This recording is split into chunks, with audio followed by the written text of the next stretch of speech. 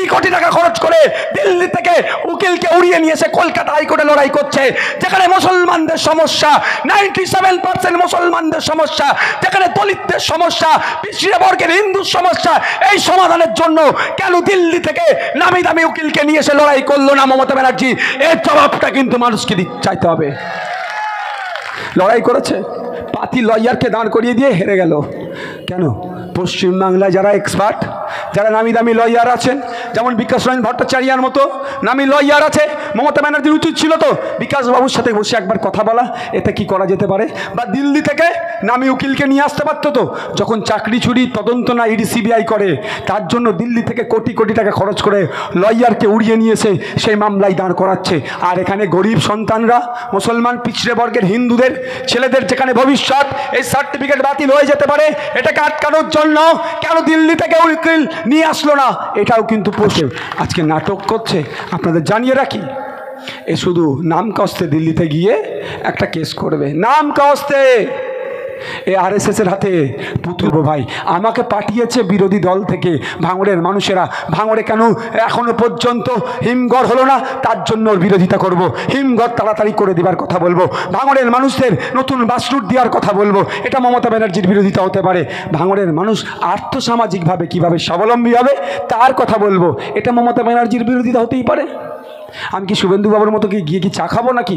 ও আমার দরকার নেই। ভাঙড়ে আমার কর্মীর মেরে পায়ে গুলি মেরে পা কেটে বাদ দিতে হলো। ভাঙড়ের আমার 3টে কর্মীকে শহীদ করে দিল। ভাঙড়ের কর্মীদের যখন প্রথম সারির যে গোটা বসে আছে সবাই একবার করে কম জেল খেটে নিয়েছে। যে স্টেজে যারা আছে তারা 70% একবার করে 80%কে জেল খেটে নিয়েছো। আর আমি মমতা ব্যানার্জির সাথে বসে এসে ঘরে চা খাবো? ও আমার দ্বারাই হবে না। ভাঙড়ে বিএলআর অফিসগুলোতে উন্নয়ন বাহিনী এমন পৌঁছে গিয়েছে, আপনার জমি রেকর্ড অন্যজনের নামে কাটিয়ে করে দিয়ে বিক্রি করে দিচ্ছে, আর তার প্রতিবাদ করছি বলেই মমতা ব্যানার্জির বিরোধিতা করছে। তার প্রতিবাদ তো আমি আইনসভার মধ্যে করি। এগুলো হচ্ছে ওনাদের রাগ হয়ে যাচ্ছে, আমার সাথে যুক্তিতে পেরে উঠতে পারছে না, সেই জন্য আমাকে এই ধরনের দেখে দেওয়ার চেষ্টা করছে।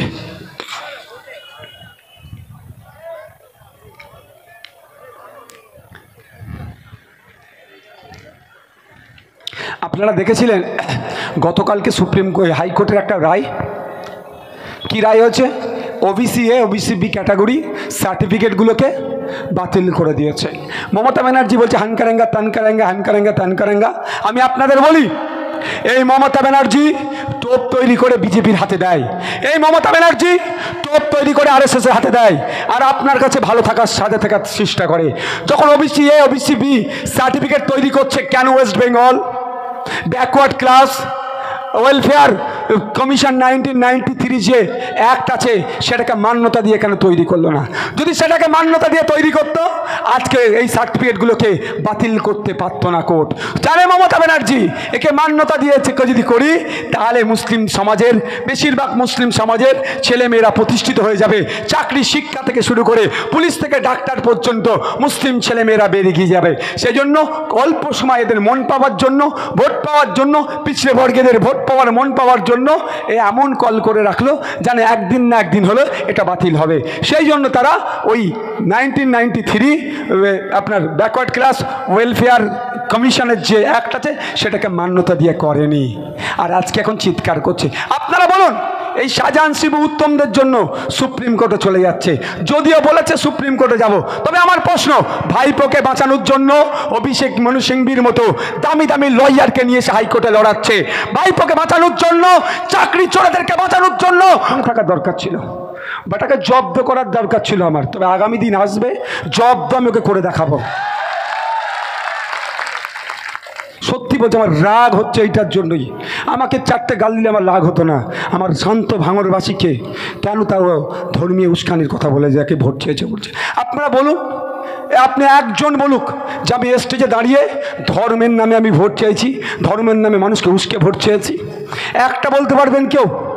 চাইনি আর চাইবও না।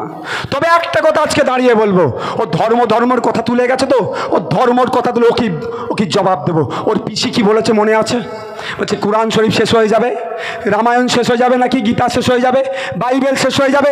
এখানে যারা ধর্মপ্রাণ মুসলমানরা আছেন, মাইকের আওয়াজ যাদেরকে যাচ্ছে যারা শুনছেন, সে তৃণমূলের কর্মী হলেও জবাব দেবেন। পৃথিবী থেকে কোরআন শরীফ শেষ হবে?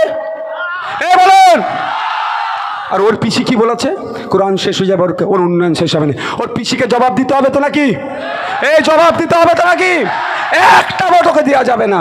এখানে আমার আছে সনাতনী ধর্মের মানুষেরা আছে, সনাতনী ধর্মের মানুষেরা আছে, ডাক্তার আছে, ওঠেন আপনারা বলুন। বাইবেলকে গীতাকে নিয়ে যে কথা বলেছে কোনোদিন মানবে ধর্ম? কোনোদিন মানা যায় না। তাই ধর্মপ্রাণ মানুষকে বলবো, যেভাবে কোরআন শরীফকে অপমান করেছে ঠিক একইভাবে বাইবেলকে অপমান করেছে, গীতাকে অপমান করেছে। আমরা ধর্মপ্রাণ মানুষ, এই ভাঙড়ের মানুষ, যাদবপুরের মানুষ, এই অভিষেক ব্যানার্জির পিসিকে জবাব দিয়ে আমরা দেখিয়ে দেব। ধর্ম নিয়ে কথা বলে না, ওরা তো ধর্ম নিয়ে কথা বলে।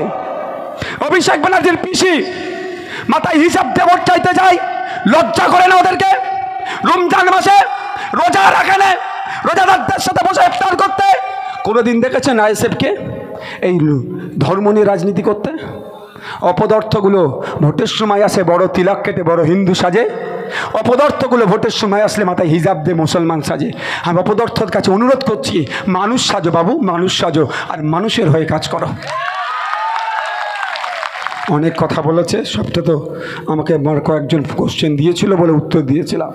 ব্যাপারটা হচ্ছে কি বলছে, 30 কিলোমিটার রাস্তা করে দেবো, উন্নয়নের বুলি আওড়াচ্ছি, এবার নাকি ভোট দিলে। তো যার পিসি বলেছিল 2021-এ ক্ষমতায় আসলে ডবল চাকরি দেবো, চাকরি তো দূরের কথা, পুলিশকে দিয়ে কামড় করাচ্ছে, তার বাবার ভাইপো নাকি বলছে 30 কিলোমিটার রাস্তা করে দেবে। বুঝতে পেরেছেন? এই উন্নয়নের বুলি আর লাগবে না আমাদেরকে। আমি বারবার বলে এসেছি, ওয়েটল্যান্ড ব্যাউতা টু বামনঘাটা, এখানকার মানুষেরা বাড়ি বানাতে গেলে কিভাবে তাদের অত্যাচারের সম্মুখীন হয়, আর ওয়েটল্যান্ডগুলোকে বুঝিয়ে তৃণমূল বাহিনীরা তাদের আসার সময় বাড়ি বানাচ্ছে, সেগুলোকে বন্ধ করার কথা বলেছি, তাদের কানে ঢুকেনি। আজকে এসে বড় বড় কথা বলছে। এশিয়ার লার্জেস্ট এগ্রিকালচার জোন করার কথা ছিল এই ভাঙড়কে। এশিয়ার লার্জেস্ট এগ্রিকালচার জোন তৈরি করলে এখানকার সবজি বিদেশে যেত, বিদেশে গেলে বিদেশ থেকে ডলার আসতো, এই ভাঙড়ের কৃষকদের হাতে উঠতো। কিন্তু দুঃখের বিষয়, এই অপদার্থর পিসি এইটা করতে দেয়নি, ভাঙড়ের মানুষের হাতে ডলার আসুক এটা চাইনি। তাই বলবো, আমি চিৎকার করি রাজ্যের আইনসভার মধ্যে, এই আওয়াজটা আমি দেশের আইনসভার মধ্যে পাঠাতে চাইছি। ওখানে এগ্রিকালচার মিনিস্টারকে গিয়ে আপনাদের কথা বলবে, আপনাদের সবজি যাতে বিদেশে যায় তার পলিসির কথা বলবে। আপনাদের সবজি বিদেশে গেলে, দুবাইয়ে গেলে, কানাডাতে গেলে, ইউরোপে গেলে, আমেরিকাতে গেলে, আপনাদের সবজি যখন বিদেশে যাবে, আপনাদের ভাঙড়ে তখন ডলার ঢুকবে, ভাঙড়ের বাসীর হাতে তখন কৃষকদের হাতে দুটো টাকা বাড়বে। তার কথা আমি রাজ্যের আইনসভার মধ্যে বলেছি, সেটা আমি দেশের আইনসভার মধ্যে পৌঁছাতে চাই। আপনারা যদি আগামী 1 তারিখে খামচিনে ভোট দেন, তাহলে আওয়াজটা পৌঁছে যাবে। বলছে 30 কিলোমিটার রাস্তা করব। ভালো কথা তো, 30-এর জায়গায় 60 কিলোমিটার রাস্তা করো না। তবে আমি ভুলে যাচ্ছি না, ওই অপদার্থটাকে বলছি, ওর নাম আমি নেবো না, ওই অপদার্থটাকে বলছি, তোমার পিসির সাথে কথা বলো। ভাঙড় রেলের মানচিত্রে আসার কথা ছিল, এখনো কেন রেলের মানচিত্রে আসলো না? ভাঙড়ের ওপর দিয়ে, ঘটকপুকুরের ওপর দিয়ে যে রেলের লাইনটা হওয়ার কথা ছিল, তোমার পিসি সুকৌশলে ভাঙড়ের মানুষকে, ঘটকপুকুরের মানুষকে রেলে চড়তে দেবে না বলে কষ্ট করে যাতে কলকাতায় যায়, সেই জন্য তার জন্য রেলে মিনিস্ট্রির সাথে ঠিকঠাক যোগাযোগ করছে না। আপনারা জানেন কি জানেন না জানিয়ে দিই, এই লড়াইটা দীর্ঘদিনের লড়াই, আজকের লড়াই নয়। ভাঙড়ও কিন্তু রেলের মানচিত্রে চলে আসছো, ঘটকপুকুরের উপর দিয়ে একটা রেল লাইন হওয়ার কথা আছে, কিন্তু এই অপদার্থের পিসি সেটা হতে দিচ্ছে না। এ আবার উন্নয়ন করবে। আজকে উন্নয়নের কথা মনে পড়েছে, 2019 সালেও তো এই ধরনের কথা বলেছিল, পার্লামেন্টে পাঠিয়েছিলাম। কি করেছো? আগে জবাব দেবেন, এই অপদার্থটার কাছ থেকে জবাব নিতে হবে। যে পার্লামেন্টে পাঠালাম সিএ এর বিরুদ্ধে, বিজেপির বিরুদ্ধে ভোট দেওয়ার কথা, উল্টে বিজেপিকে সহযোগিতা করে আসলো। এ যে যাবে না কোনো গ্যারান্টি আছে? একে তো মিস কল দিয়ে রেখে দিয়েছে। বর্তমান তৃণমূলের যে প্রার্থী হয়েছে, একে একটা মিস কল দিয়ে রেখেছে কে? সেন্ট্রাল এজেন্সি একটা মিস কল দিয়ে রেখেছে। এবার যখন তখন পার্মানেন্ট কল করে তুলে তিহার জেলে রাখতে পারে। ও তিহারের ভাত খাওয়ার থেকেও দেখবে কি, লাফ মেরে দিলি আমি বেঁচে যাব, পুরো ওয়াশিং মেশিনে ঢুকে যাব, ভালো হয়ে বেরিয়ে যাব। তাহলে আপনারা আমার ভোটটা নিয়ে কি করবে? কোথায় যাবে? যার সিটের দরকার হবে তার কাছে চলে যাবে। তাই বলছি, আপনারা আমার ভোটকে নষ্ট করবেন না। আমি আপনাদেরকে বলি, আমার যে দায়িত্ব আমি যথাযথ পালন করে যাচ্ছি। কেউ যদি আমার সাথে তৃণমূলের বন্ধুরা চ্যালেঞ্জে বসতে চায়, আমার সাথে চ্যালেঞ্জে বসতে পারে। ওই 4 আনার নেতাদের সাথে বসে লাভ হবে না। রাজ্যের কোনো নেতা আমার সাথে যদি চ্যালেঞ্জ করে বসতে চায়, এই যে এসে আজকে যে এসে বলেছিল যে মমতা ব্যানার্জির নাকি আমি বিরোধিতা করি, তো মমতা ব্যানার্জি বিরোধিতা না করবো না তো কী করবো? ওনাকে ফুল চন্দন দেবো নাকি ওনাকে গোলাপ দেবো?